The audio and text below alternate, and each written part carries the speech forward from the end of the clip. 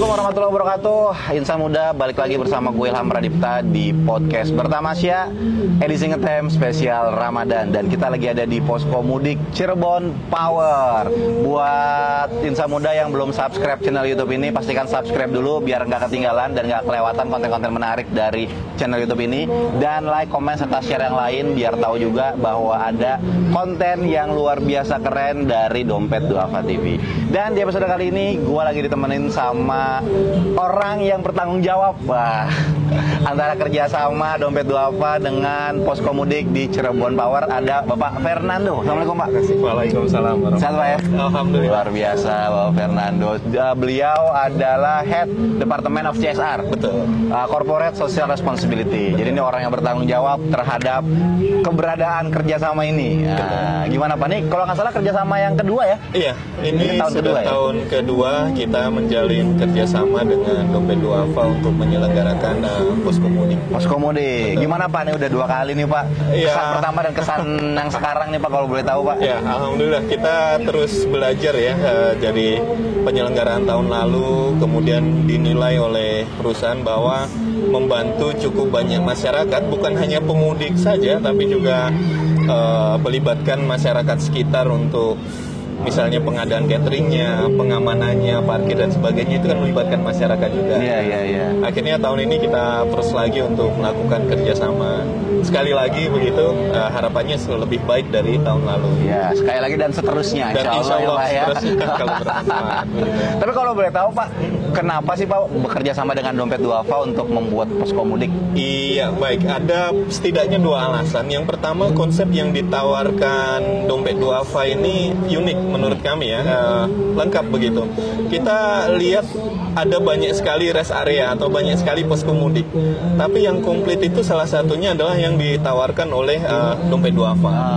Jadi kalau kita lihat, kalau kita perhatikan temanya posko mudik ramah keluarga, karena yang butuh istirahat itu ternyata bukan hanya bapaknya aja. Nah, kalau kita di posko mudik manapun biasanya yang jadi yang mendapat fasilitas itu bapaknya, sementara fokusnya ke bapak gitu ya. Padahal yang bosen itu sebenarnya anak-anaknya ya. Kita biasanya anak-anak ini ya. Kalau di sini kan marketnya untuk pemudik yang naik motor. Anak-anak ini kalau nggak ditaruh paling depan kena angin segala macam, ya ditaruh di tengah, nggak bisa bergerak, bosan dan sebagainya. Nah, karena konsepnya ramah keluarga, di sini bukan hanya bapaknya yang diperhatikan, anaknya dikasih mainan, gitu ya. Ada banyak, mereka bisa merenggangkan otot. Untuk ibu-ibunya juga diperiksa kesehatannya. Bahkan untuk motornya juga diperhatikan nih, ada servis motornya. Gitu.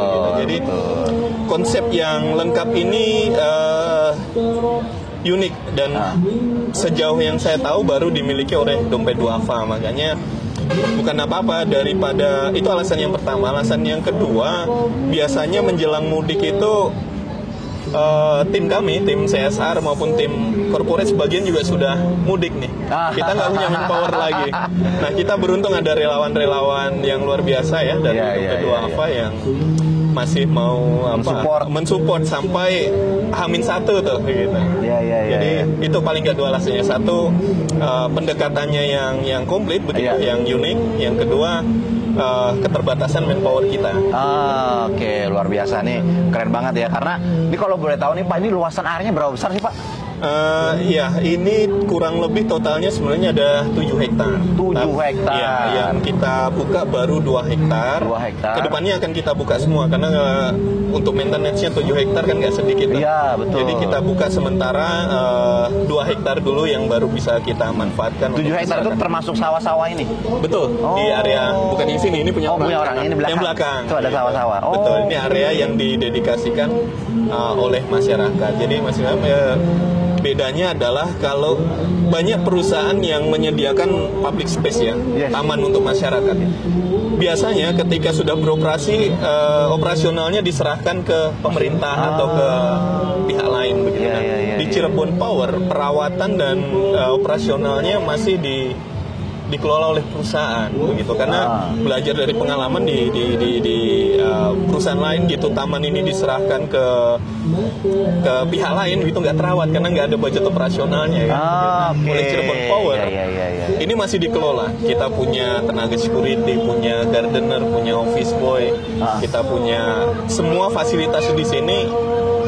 Biayanya masih ditanggung oleh perusahaan, masyarakat tinggal datang menikmati aja. Iya paham. Karena memang saking luasnya ya, 2 hektar gede banget sih Pak, 2 hektar, dan ini mau dimaksimalkan 7 hektar. 7 hektar secara bertahap. Tapi kalau boleh tahu Pak, ini kan saat Ramadan gini kan digunakan untuk posko mudik ya. Tapi kalau selain bulan Ramadan ini hari-harinya apa kan, kalau saya lihat ada UMKM jualan aja. Apakah jadi kayak semacam food court atau ada wisata destinasi di sini gitu? Iya, ada beberapa ya. Memang yang baru kelihatan itu adalah food court-nya, kafe-kafenya. Yang jualan juga masyarakat gratis. Gratis ini? Gratis. Buka di sini warung gratis? Gratis, nggak ada nyewanya begitu.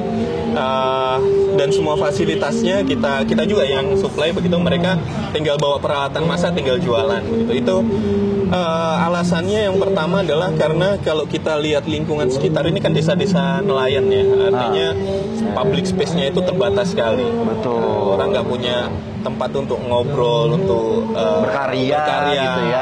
Bahkan untuk ngelamun pun tidak ada mungkin kan begitu. Kita siapkan area ini untuk digunakan oleh masyarakat untuk berbagai keperluan. Karena kalau mau ke kota kan jauh tuh, masih sekitar setengah jam dari sini. Kita siapkan di sini. Yang kedua, kita punya fasilitas gedung olahraga serbaguna juga. Ada gor. Di dalam gor, gratis berbayar. Gratis semua, juga. Bahkan bolanya, jaring. Ini volley, futsal, bisa basket, macam-macam. Iya, bisa. Basket ada, tenis meja ada, badminton ada. Paling sering futsal sih yang dipakai.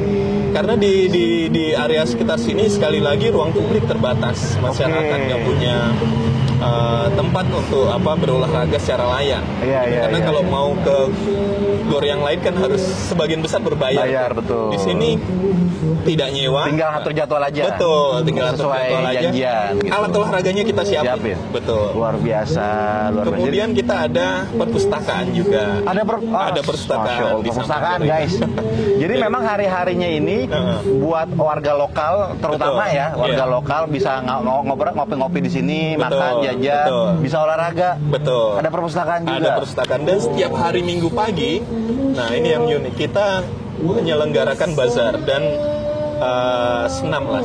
Senam untuk ibu-ibu. Di gor? Enggak, di sini.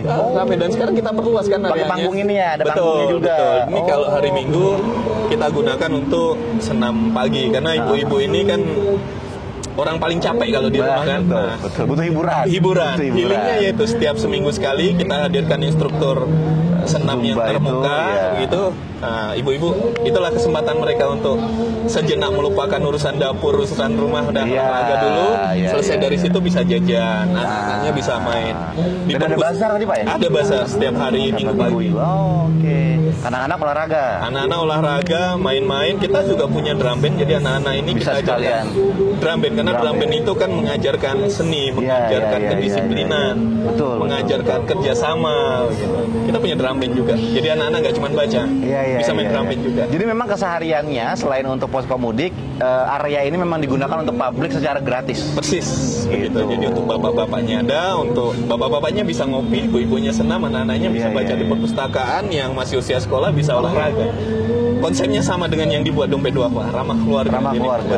Jadi sesuai ya, inline, satu frekuensi.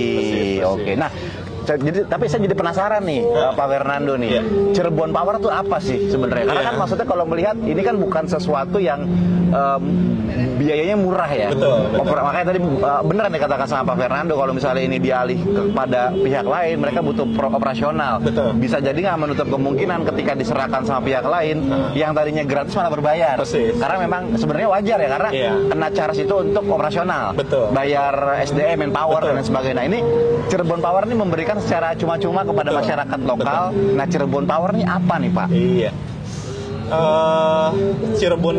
Cirebon Power itu penghasil listrik ya. Jadi Penghasil PLTU, listrik. pembangkit PLTU. listrik tenaga uap. Uapnya dari batu bara.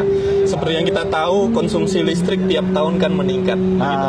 Iya. Sekarang bayangin aja, jangankan satu hari kita 1 jam mati lampu aja, sinyal nggak ada, nggak Iya, bisa, udah benar. mati gaya kan. Udah Jadi, mati gaya. kebutuhan listrik ini kan setiap tahun meningkat, begitu, dan nggak semuanya bisa dipenuhi oleh PLN, perusahaan listrik negara. Iya. Jadi PLTU ini salah satu mitra pemerintah dalam mensuplai listrik.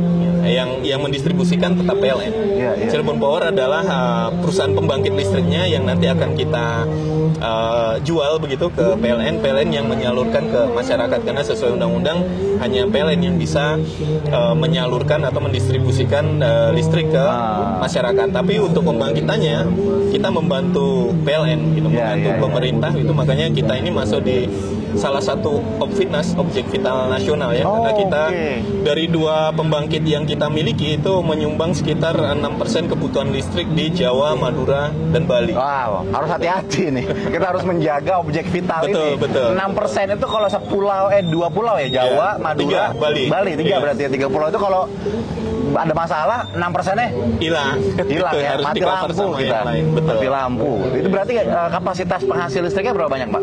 Kita punya 2 unit pembangkit. Unit pertama itu 660 megawatt. Unit kedua lebih gede lagi nih, 1000 megawatt. 1000 begitu. Dan dua-duanya yang unit 1 itu menggunakan teknologi terbaru yang berbeda dengan pembangkit listrik tenaga uap yang lain. Kalau yang lain itu belum menggunakan teknologi yang namanya ultra super critical. Itu kan bayangan kita ketika ada PLTU berarti ada asap, ada debu. Kita lihat sini nggak ada sama sekali. Nggak ada. Malah bau laut. Bau laut, ya di sini. betul. Karena memang dekat laut kan. Iya. Kita menggunakan teknologi terbaru yang lebih bersih, lebih efisien, dan lebih ramah lingkungan. Iya. Dan ini berarti pihak swasta ya, yang mensupport pemerintah, membantu pemerintah. akan apanya tadi memenuhi listrik. Betul. Yang ada di Pulau Jawa, Persis. Madura, dan Bali selama sebanyak 6%. 6% kurang. 6% itu gede, Pak ya? Gede sekali. Buat Pasti listrik. berpengaruh kalau mati. Saya nggak kebayang kalau misalnya ini, berarti kalau di Jawa ada trouble, di Cirebon ini ada trouble, yang 6% tadi bermasalah, itu efeknya luar biasa tuh berarti. Bisa goyang dong. Iya, bisa listrik goyang, tapi nasional. kan PLN juga punya cadangan, punya backup ya. Kita nggak ada generator lain gitu. Betul. Oke. Tapi akhirnya signifikan kita lah. Signifikan ya, Pak. Tapi akhirnya kita tahu juga kenapa dari 7 hektar tanah ini 2 hektarnya digunakan karena ini produsen listrik, guys. Betul. Jadi kita nggak main-main. 1000 megawatt tadi ya. 1000 sama 660. Total 1660. Iya, bayangin aja tuh. Itu per bulan ya? Generation per jam. Oh, per jam. Oke. KWH kan. Saya mau nanyain harganya nggak enak. Saya juga nggak tahu. kayak orang beli token aja, Pak. Betul. Tapi begini, batu bara saat ini masih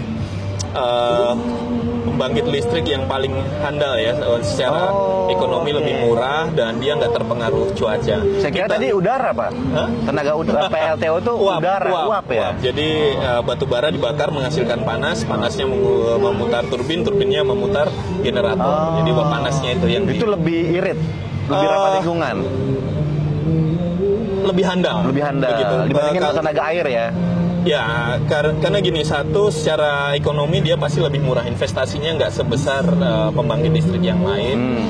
Kedua, dia lebih handalnya karena nggak terpengaruh cuaca. Kalau PLTA gitu musim kemarau, debit air turun gitu, dan kapasitasnya nggak akan bisa sebesar di atas 500 megawatt kalau yang lain. Begitu. Tapi akan tetap dipengaruhi dengan ketersediaan batu bara. Persis, dan juga harga jual batu bara. Betul. Kan. Ini ngambil batu bara di mana, Pak? Dari Kalimantan kita, dalam negeri. Oh iya, Kalimantan pindah ke sini. Betul. Tapi berarti ada 2 bisnis ya? Bisnis batu bara. Oh enggak, kita beli juga. Kita hanya Cirebon Power hanya fokus di listrik. Iya, pembangkitannya aja. Produk listrik berarti. Betul. Batu baranya kita beli dari supplier lah. Saya butuh power bank buat apa? Ini menarik sekali ya, karena dari listrik memiliki asetnya itu dikembalikan juga ke masyarakat sekitar. Betul. Gitu. Tapi selain di sini ada tempat lain lagi nggak, Pak? Untuk yang di fasilitas publik ini? Kita punya satu namanya pusat vokasi atau vocational training center. Jadi itu kayak BLK begitu. Pada saat unit 1 dan unit 2 dibangun, kita kan butuh banyak sekali tenaga kerja begitu. Sementara kita lihat di Cirebon ini tingkat penganggurannya juga banyak. Nah, sebelum mereka bisa kita terima bekerja kan perlu dilatih dulu, perlu sertifikat dulu. Kita membuat yang namanya vocational training center atau pusat vokasi. Kayak itu sertifikasi skill tertentu. Sertifikat itu nomor sekian, yang penting skillnya dulu. Mereka punya kemampuannya dulu. Sertifikat itu kan hanya pengantar. Formalitas dalam tanda kutip lah, kalau diakui, tervalidasi kalau orang ini memiliki skill tersebut gitu ya. Awalnya begitu. Jadi itu adalah cara kita melatih orang-orang di sekitar pembangkit, di sekitar PLTU supaya bisa menjadi bagian dari orang-orang yang membangun pembangkit ini. Jadi membangun sebagian oleh masyarakat Cirebon sendiri. Jadi bisa juga mendukung penambahan skill, penyerapan kerja juga untuk masyarakat di sini ya. Luar biasa. Total ada berapa masyarakat Pak yang mendapatkan itu? Akumulasi sampai sekarang mungkin sekitar 1.300 sampai 1.500 orang. Diserap ya berarti tenaga kerja ya untuk Cirebon Dan Power. sekarang karena kebutuhan manpowernya kan sudah nggak sebanyak ketika fase konstruksi ya. Vokasi itu berubah menjadi pusat pelatihan yang lulusannya bukan dididik untuk bekerja di PLTU, tapi untuk menjadi profesional, menjadi wira swasta, punya usaha sendiri. Jadi yang sedang berjalan sekarang pelatihannya adalah mengelas begitu ya, karena welder usaha mengelas ini, bayangin kalau mereka training harus sampai ke Jakarta, biayanya berapa, biaya hidup berapa, transport berapa, ini gratis semua di sini gitu. Untuk orang sini, tapi untuk orang sini, ber-KTP sini, betul, ber-KTP di ring 1 kita dari 9 desa itu nanti gratis. Belajar di situ kita sampai satu mengelas, kedua mekanik sepeda motor. Karena gini, kalau mengelas kan sekarang di setiap rumah pasti butuh tenaga tukang las tuh, untuk bikin teralis, bikin kanopi, bikin pagar gitu. Nah, yang kedua kita ada mekanik AC dan kulkas. Cirebon kan panas ya Mas ya. Jadi betul Pak. Di setiap rumah pasti ada AC dan kulkas tuh. Nah, kalau ada kerusakan atau mau pasang baru, nanti lulusan vokasi ini yang bisa menawarkan jasa tersebut. Yang ketiga itu mengelas sepeda motor. Di setiap rumah pasti ada sepeda motor juga kan. Nah, kita buka kursus sepeda motor sehingga kalau udah lulus dia bisa buka bengkel sendiri atau kerja di bengkel lain. Ya, jadi memang skill-skill yang mudah untuk dilakukan, diserap di lingkungan ya. Luar biasa, keren banget. Ini juga sebenarnya untuk menjawab bahwa nggak semua orang punya kesempatan kuliah ya di sini karena beberapa faktor ya. Jadi lulusan SMA itu bisa kursus di vokasi secara gratis. Ada batasan usia itu? Nggak ada. Jadi umur 50 mau belajar silakan aja. Karena ilmu tersebut bisa untuk usaha juga. Tetap ada seleksi bersama nanti dari masing-masing desa karena peminatnya kan banyak. Betul. Ada kuota lah gitu. Betul. Makanya kita mendahulukan dengan syarat dan ketentuan yang berlaku gitu Bang. Nih luar biasa sekali Cirebon Power. Literally power gitu. Powering people. Jadi memang memberdayakan masyarakat juga dengan fasilitas yang ada, dengan aset yang dimiliki gitu ya. Ini menjadi salah satu hal kebaikan yang dibagikan juga kepada orang lain. Pak Fernando ini keren banget. Saya happy banget bisa ketemu sama Pak Fernando, bisa ngobrol-ngobrol ya guys, ya bisa sharing-sharing. Dan mungkin dibuat orang warga Cirebon, warga lokal, kalau misalnya pengen join ke vokasinya Cirebon bisa link di bawah kali ya, atau boleh. nanti bisa cek di sosial media Cirebon Power seperti apa caranya, atau bisa langsung datang ke sini kali. Boleh ke sini dan pasti sudah antri tuh. Saya nggak tahu udah berapa antriannya. Gitu. Tapi kita sudah bekerja sama dengan pihak Muspika desa begitu untuk menyebarkan informasi ini ya. Akhirnya banyak yang mendaftar dan mereka dengan sabar mau mengantri karena satu pelatihan itu paling cepat kan 3 bulan. Setahun kita cuma bisa 2 kali begitu. 3 sampai 6 bulan. Ada yang kelas lanjutan itu 6 bulan. Kelas dasar itu 6 bulan, kelas lanjutan 3 bulan. Jadi setahun itu cuma 2 kelas untuk mengelas. Peminatnya banyak sekali. Betul. Dan bedanya Mas kalau mungkin di tempat kursus lain itu satu mesin las dipakai satu kelas. Satu orang satu. Di sini kita punya 15 mesin. Jadi satu angkatan tuh kan 15 siswa ya, Iya, sama iya, cadangan iya. satu untuk dosennya, untuk Iya, instrukturnya. iya, iya. Satu orang satu mesin. Nah, Satu orang. menarik. Mudah-mudahan juga bisa kerja sama-sama Dompet Duafa. Insya Allah. Karena kita juga punya Institut Kemandirian, Pak, Betul, yang betul. mengajarkan soft skill juga kepada Betul. masyarakat dan mungkin biar lebih nasional. Betul. Kalau ini kan masih diserap di Cirebon. Betul, Mudah-mudahan kalau bekerja sama-sama Dompet Duafa ya, Iya, bisa iya. se-Indonesia nih, Pak. Kita bisa membangkitkan masyarakat Insya Allah. Indonesia supaya lebih mandiri. Gitu. Pak Fernando, nih sekali lagi saya ucapkan terima kasih. Tapi Sama-sama, sebelum terima closing kasih. nih Pak Fernando, Iya. biasanya saya minta closing statement. Kameranya kemana? Kamera ininya ini. Kamera Bapak Fernando mungkin bisa ada sepatah dua patah kata closing statement dari Bapak buat insan muda yang nonton. Silakan Pak. Oke. Atau pemudik. Untuk pemudik ya, kalau untuk pemudik hati-hati di jalan, utamakan keselamatan, nggak usah ngebut. Kalau capek istirahat. Banyak posko mudik begitu, salah satunya adalah yang disediakan oleh Dompet Duafa dan Cirebon Power. Tapi pada prinsipnya kalau capek mending istirahat dulu, tetap jaga keselamatan. Itu aja saya kira, Mas. Siap Pak Fernando, terima kasih banyak sudah bisa Sama-sama. ngobrol-ngobrol di sini, sharing-sharing juga tentang Cirebon Power. Dan buat yang nonton ya, jangan lupa subscribe channel YouTube ini, aktifkan notifikasinya, like, komen, dan share. Dan jangan lupa juga buat yang belum bayar zakat ya, buat yang belum bayar zakat bisa klik link di bawah. Atau kalau misalnya ini videonya sudah terupload setelah Idul Fitri, lo tetap bisa membantu program-program Dompet Duafa dengan infak, sedekah, dan juga wakaf. Pastikan menjadi bagian dari insan muda yang bermanfaat buat masyarakat Indonesia yang lainnya ya. Insya Allah ketemu lagi sama gue Ilham Pradipta di podcast pertama Syah episode selanjutnya. Assalamualaikum warahmatullahi wabarakatuh.